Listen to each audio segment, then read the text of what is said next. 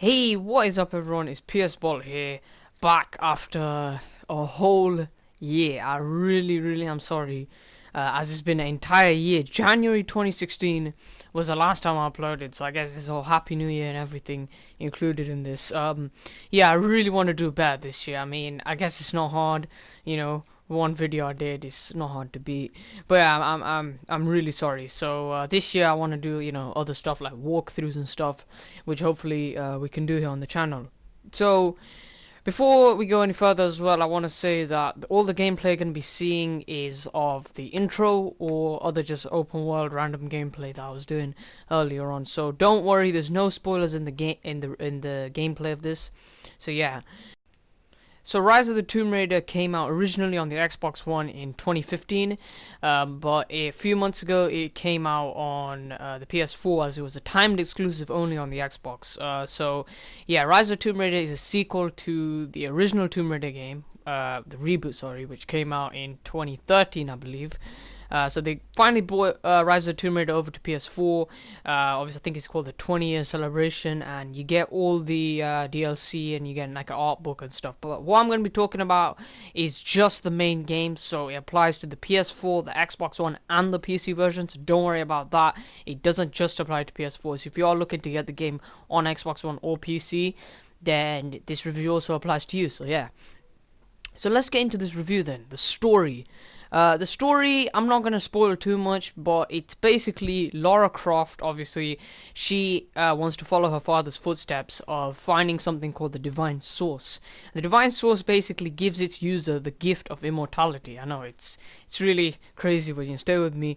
And over the course of her journey, she meets different friends and enemies and stuff like that. As order called Trinity wants to basically use the divine source in a negative way.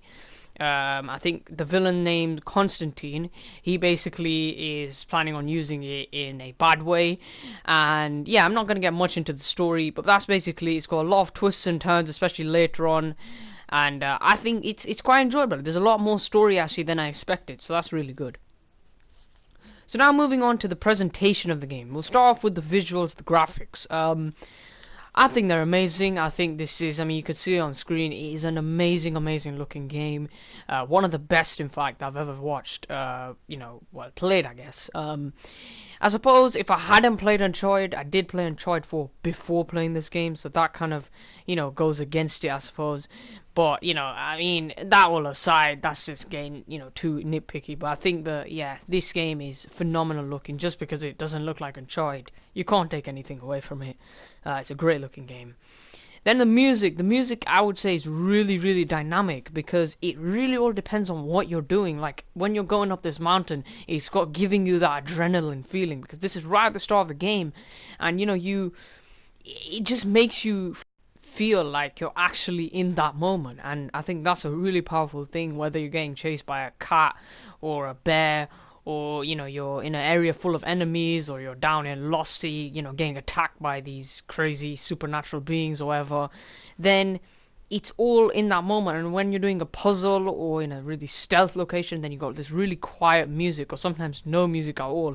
And I think that's such a powerful thing when a game has that dynamic sort of system. And it's just, yeah, it's great. And finally we'll go on to the sounds. So all the sounds, whether it's the footsteps, the breathing of Laura, the animals, the guns, the explosions, the water, everything has this authentic sound to it. And yeah, you just don't see that in many games. Again, you might get in games like Uncharted, but again, that's just comparing it, to Uncharted again. I mean, if you compared to other games, you'll find that it's always gonna come out on top because yeah, everything does sound really good. Like here, the snow. I mean, you can't hear it, but you trust me, it's really good. It's again just like the music. It's authentic and it's just really well done. I think I can't give enough to Crystal Dynamics for really putting effort into making everything sound really realistic, and just generally everything is perfect. So I think the sounds is actually one of its strongest points, and I think you need that in this sort of game because you have all this stuff going on and you want to feel like you're actually there, just like the music. So yeah, sounds great. So now we're going to move on to the gameplay. The gameplay is, it's generally a standard third-person action-adventure sort of game. But, you're doing a lot more exploration and climbing and stuff like that. That takes up most of the chunk of the game. And all that is one of its strongest points.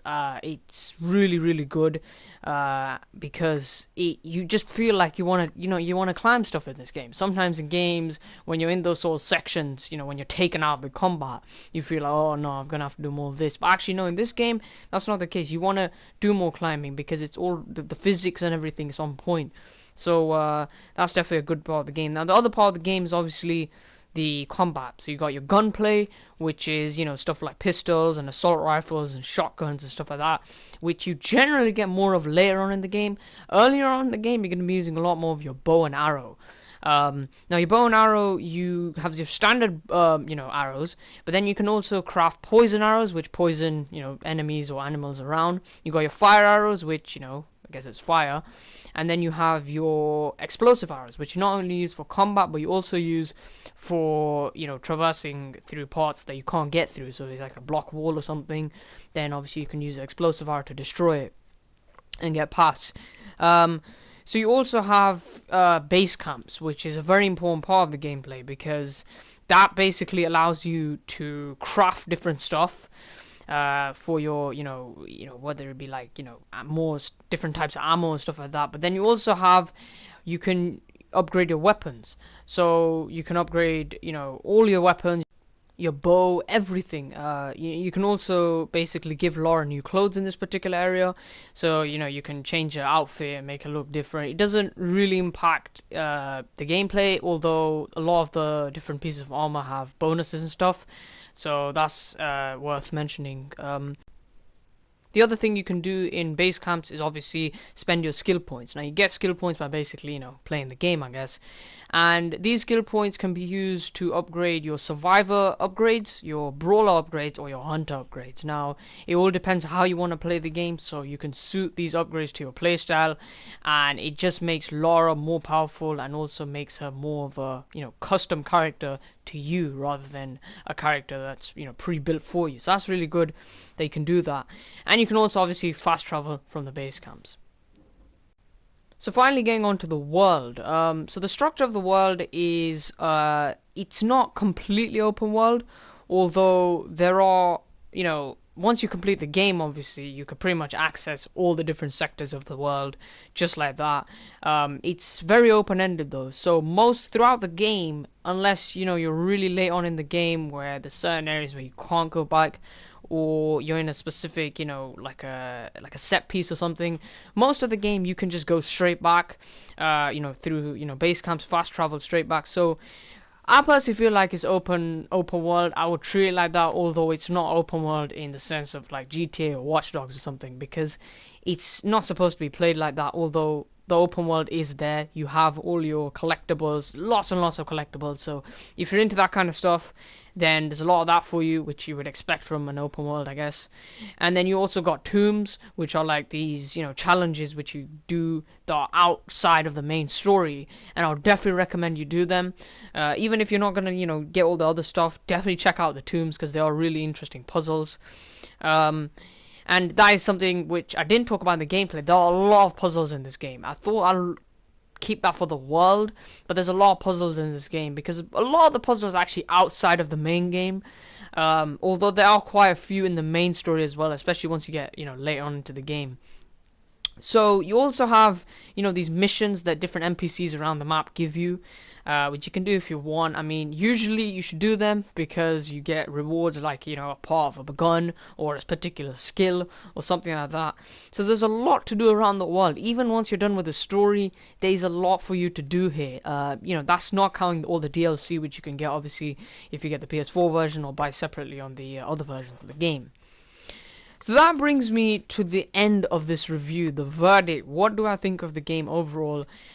I think it's actually a really, really good game. It is one of the best games I played last year or this year, whatever, It's, again, overall, it's really, I don't think you should compare it to Uncharted at all.